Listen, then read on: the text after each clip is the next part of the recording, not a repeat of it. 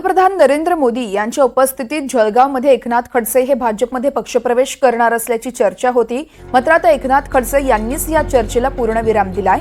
पंतप्रधानांच्या कार्यक्रमाचं आपल्याला निमंत्रण नसल्याचं एकनाथ खडसे यांनी स्पष्ट केलंय।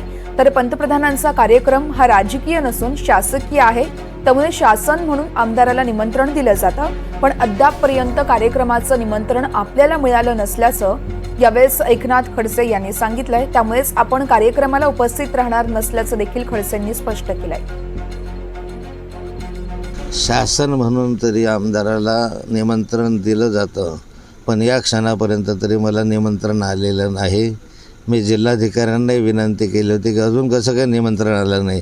कार्यकर्ते सोडून द्या, ही की कार्यकर्त्यांची सभा नाही आहे, शासकीय सभा आहे, त्यामुळे सर्व आमदारांना निमंत्रण कंपल्सरीच असतं, तो प्रोटोकॉल आहे। पण या क्षणापर्यंत तरी मला माननीय पंतप्रधानांच्या सभेचं निमंत्रण आलेलं नाही, त्यामुळे शासकीय कार्यक्रमाला मी उपस्थित राहू शकणार नाही।